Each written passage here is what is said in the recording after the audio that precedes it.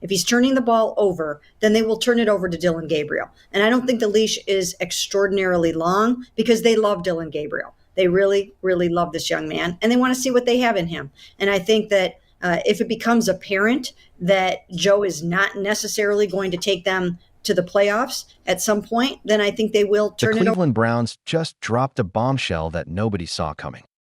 Kay Cabot, the most connected insider in Cleveland, just revealed that Jimmy Haslam has made a promise, not a maybe, not a possibility, but an absolute guarantee, that Shedeur Sanders will see the field this season.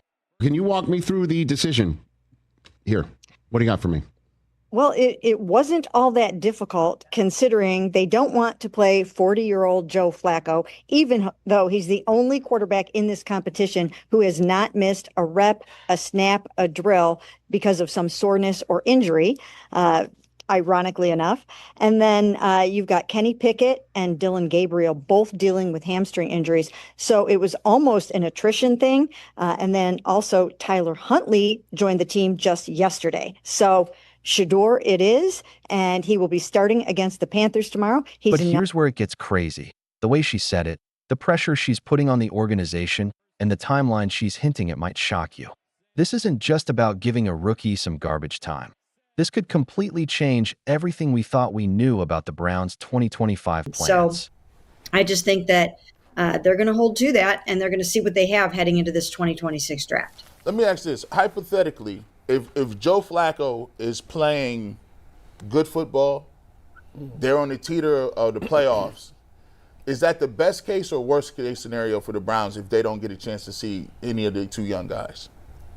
Well, I think just for the sake of their fans, for the sake of their players, for the sake of the culture of the football team, if they're winning. Look, I need to tell you something that's been eating at me since this interview dropped. Kay Cabot didn't just casually mention Shedeur Sanders getting playing time. She systematically built a case, piece by piece, that forces Jimmy Haslam's hand. And the question is his readiness, because the conversation I hear about Shedeur sitting at this desk is that he was the one most behind of anybody coming into this competition. And now he can go out and prove either A, that wasn't true, or B, it doesn't matter.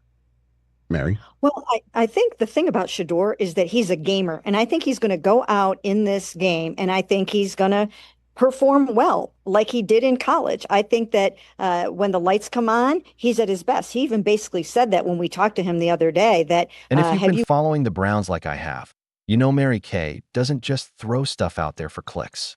When she talks, the organization listens that here's what really happened in that conversation that everyone's missing. She starts off talking about Joe Flacco's short leash, right? Classic setup move. She gets everyone comfortable talking about the obvious stuff. Yeah, Joe's 40. Yeah, he might struggle with turnovers. But then she drops the hammer. She doesn't just say Dylan Gabriel is next in line.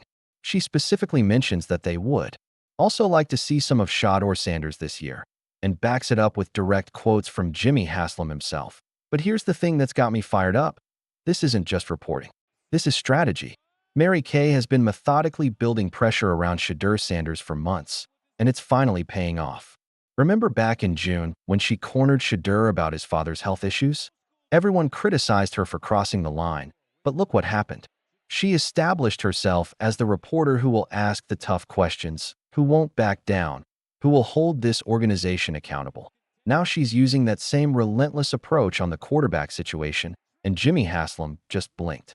First, think about the timing here. Joe Flacco is named the Week 1 starter, Dylan Gabriel gets the backup role, and Shedeur Sanders barely makes the roster as the third stringer. Most people would look at that depth chart and say, well, Sanders is going to ride the bench all year. But not Kay. She sees an opportunity to create a narrative, to build pressure, to force the organization to commit to something they weren't ready to commit to. Listen to how she phrases it in the interview. We know this in part because Jimmy Haslam has told us, yes, absolutely, absolutely, we want to see these two rookie quarterbacks play at some point this season. That's not casual reporting language. That's a reporter putting an owner on the record with something specific, something he can't walk back later. And here's what makes this even more brilliant.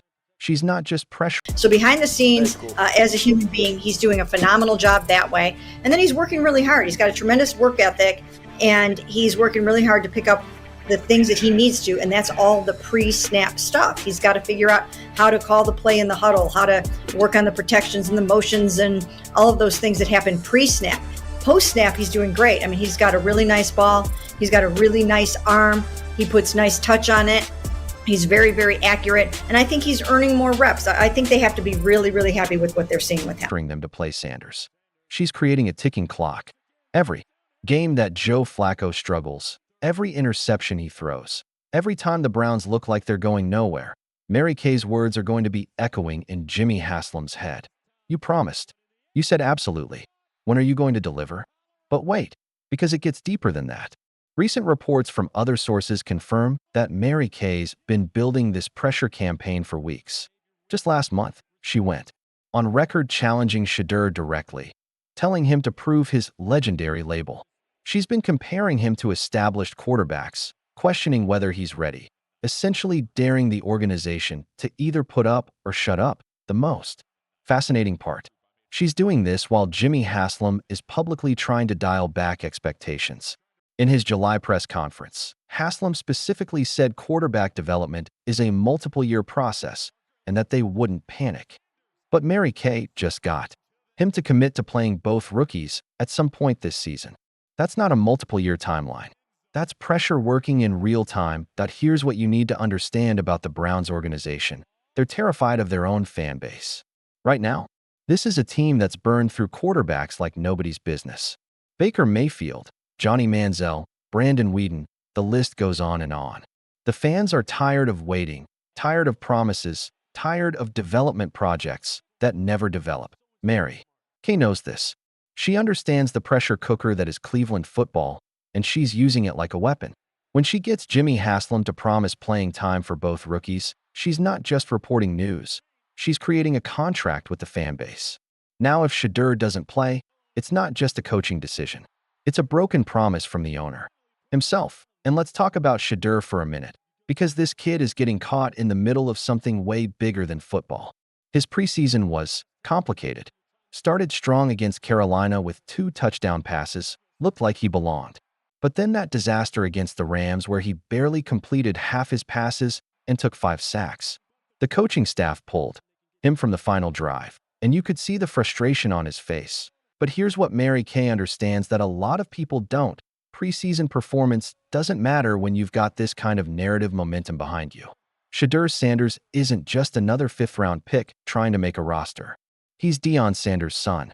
He's got millions of followers on social media. He's box office in a way that most rookies never are. Mary Kay has been saying for weeks that the Browns are in franchise QB finding mode, and that this season is all about finding what they have in Shedeur and Dillon Gabriel. That's not analysis, that's agenda setting. She's telling the organization what their priorities should be, and now she's got Jimmy Haslam agreeing with her on the record. The really wild part is how she's managed to position Shedeur as the underdog, while simultaneously building expectation around him. She talks about Dillon Gabriel being the more polished prospect, the one the coaches prefer right now. But then she makes sure everyone knows that Jimmy Haslam specifically wants to see both rookies play.